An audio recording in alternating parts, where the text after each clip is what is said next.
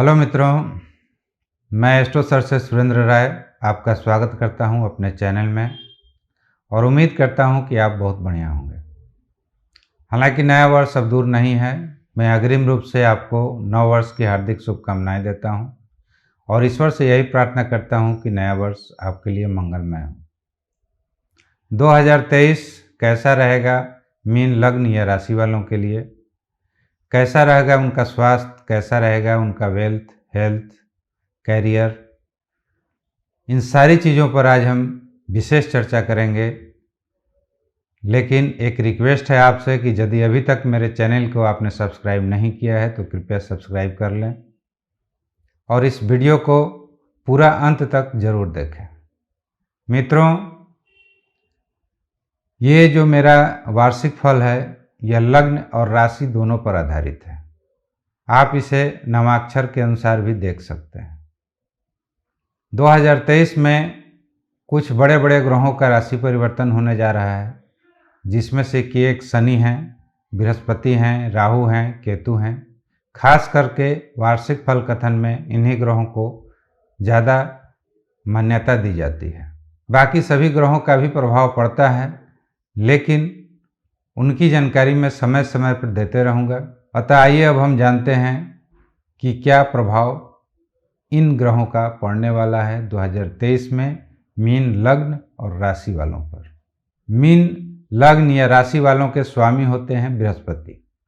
साल का ज्यों ही प्रारंभ हो रहा है 17 जनवरी 2023 को शनि अपनी एक राशि को छोड़कर दूसरी राशि में जा रहे हैं, यानी मकर से निकलकर ये कुंभ राशि में जा रहे हैं। और ज्यों ही ये राशि परिवर्तन कर रहे हैं, ठीक उसी समय मीन राशि वालों पर शनि की 7.5 प्रारंभ हो जा रही है। हालांकि लग्न वाले इससे भयभीत न हो, क्योंकि इसका प्रभाव सिर्फ राशि वालों पर ही पड़ता है, लग्न वालों पर नहीं पड़ता है।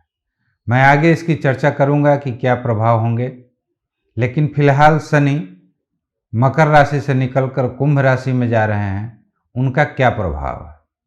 तो शनि जहाँ भी बैठते हैं उसके फल में थोड़ी सी कमी ला देते हैं। तो अभी तक आपके ये एकादश भाव में थे, लाभ के भाव में थे, तो आपका लाभ जो था वो कांस्टेंट बना हुआ था। लेकिन जब ये अपने से द्वितीय में जाएंगे तो आपकी आमदनी में बढ़ोतरी चालू हो जाएगी। यानी कहने का अर्थ ये है कि जनवरी के बाद आपका लाभ, चाहे वो कैरियर से हो, चाहे व्यवसाय से हो, जैसे भी हो, आपकी आमदनी बढ़ने वाली है। ये जब द्वादश भाव में जा रहे हैं तो उनका फल क्या होगा? द्वादश भाव विदेश का होता है।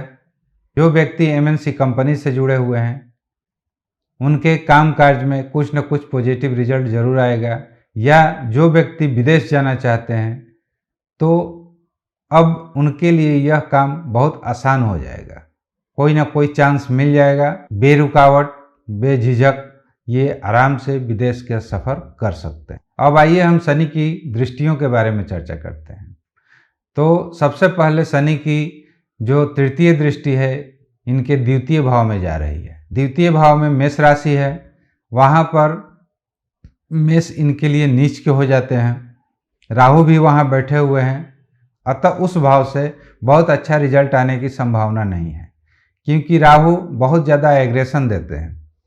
वाणी पर थोड़ा सा आपको काबू करने की ज़रूरत है। राहु के चलते, जो कि पहले से ही बैठे हुए हैं, वाणी में थोड़ी सी आपकी कटुता आ जाएगी और ये शनि उसमें और विष की तरह काम करेंगे।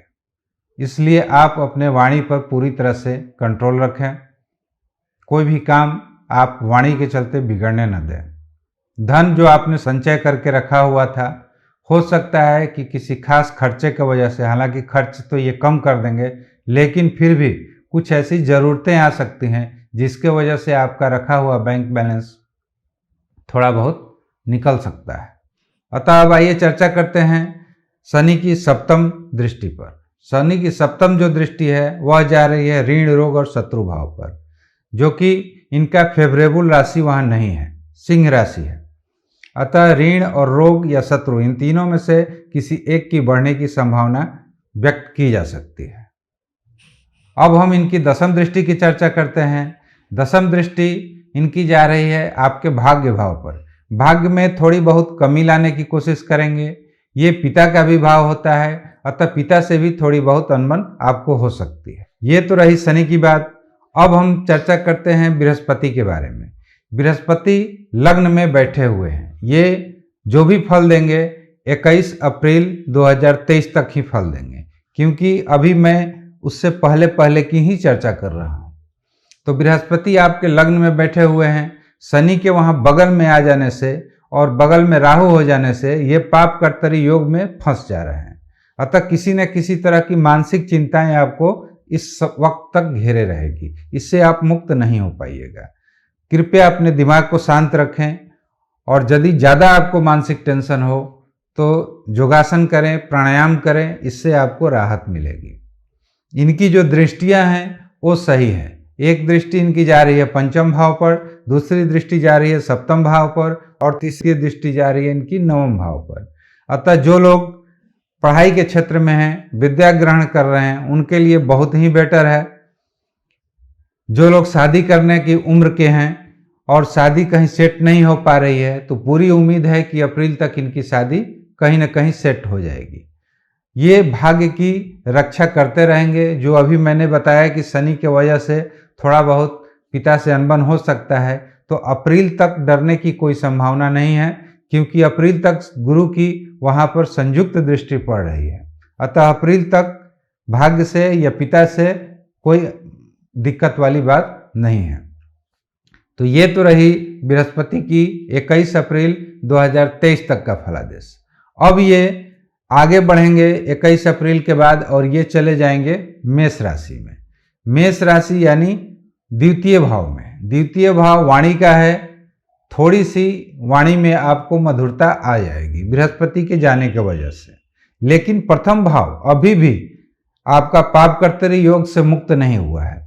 अतः किसी न किसी तरह की मानसिक टेंशन आपको बनी रहेगी। आप जो भी काम करेंगे बेटर होगा कि आप अपने दिमाग से सोचकर काम मत कीजिए, आप अपने दिल की सुनिए, क्योंकि दिमाग से जब सोचने लगिएगा वहां पर स्थिति आपकी बिगड़ सकती है। द्वितीय भाव में बैठकर ये आपके धन को भी बढ़ाएंगे, लेकिन वहां पर राहु पहले से भी बैठे हुए हैं, इसलिए गुरु चंडाल योग का भी सृजन हो जा रहा है। अतः उसके प्रभाव से भी हम इनकार नहीं कर सकते। लेकिन फिर भी अब इनकी जो 3 दृष्टियां हैं, एक दृष्टि जा रही है षष्ठम भाव पर, जो ऋण रोग और शत्रु का है, गैस वगैरह का ट्रबल हो सकता है। एक दृष्टि जा रही है इनकी अष्टम भाव पर। ये अष्टम भाव पर दृष्टि हालांकि अच्छी नहीं है, लेकिन फिर भी इनसे आयु से संबंधित कोई खास दिक्कत नहीं है। हाँ, 21 अप्रैल 2023 के बाद अब हम बृहस्पति की जो नवम दृष्टि है उसके बारे में चर्चा करते हैं। ये अप्रैल के बाद जिन ही दसम भाव पर अपनी दृष्टि करेंगे, नवम दृष्टि करेंगे, तो आपके कैरियर में उछाल आने की पूरी संभावना है। हो सकता है कि आपका प्रमोशन हो या आप जॉब स्विच करने के बारे में सोचें, लेकिन जब तक राहु वहां बैठे हुए हैं 30 अक्टूबर तक, तो मेरी सलाह यही रहेगी कि आप 30 अक्टूबर तक कोई भी रिस्क न लें। आपको प्रमोशन मिल रहा है, प्रमोशन आप ले लीजिए, लेकिन जॉब स्विच करने के बारे में 30 अक्टूबर के बाद ही सोचें तो ज़्यादा बेहतर होगा। अतः पूरी संभावना है कि बृहस्पति आपको कैरियर ग्रोथ तो देंगे ही। अब आइए हम राहु के ऊपर चलते हैं। राहु 30 अक्टूबर यानी फाइनल रूप से 29 नवंबर को ये अपनी मेष राशि को छोड़कर मीन राशि में चले जाएंगे। हालांकि मीन राशि के प्रथम भाव में ये जा रहे हैं तो बहुत अच्छा नहीं कहा जाएगा, लेकिन फिर भी बृहस्पति जो गुरु चंडाल योग से ग्रसित थे वो आपका खत्म हो जाएगा। आपका जो राशि है या लग्न है वह पाप कर्तरी योग से भी मुक्त हो जाएगा। फिर भी राहु लग्न में बैठकर थोड़ा सा आपको मतिभ्रम वाली स्थिति पैदा करेंगे, इल्यूजन देंगे, अतः उससे आप बचें तो ज़्यादा बेहतर होगा। बाकी जो आपकी 7.5 चल रही है, ये सोचकर मत घबरा जाएं कि 7.5 से हम परेशान ही होंगे, क्योंकि ऐसा बहुत कम ही होता है कि लोगों का राशि और लग्न एक ही होता है। अगर ये आपके लग्न के मित्र हैं शनि, तो किसी भी स्थिति में आपको हानि होने वाली नहीं है। जिस तरह से गाड़ी एक चक्के पर नहीं चलती है, उसी तरह से आदमी का भविष्य भी एक चक्के पर नहीं चलता है।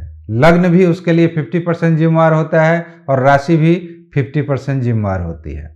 और इन सबसे बड़ा जिम्मेवार अगर कोई होता है तो वह होता है आपका लग्न पत्री। आपका लग्न पत्री क्या कह रहा है, उसके हिसाब से ही आदमी का भविष्य चलता है। अतः 7.5 को लेकर बहुत ज़्यादा आप चिंतित मत हो। बाकी आज के लिए इतना ही। यदि मेरा कंटेंट अच्छा लगे तो कृपया कर लाइक, सब्सक्राइब और शेयर करना ना भूलें। नमस्कार।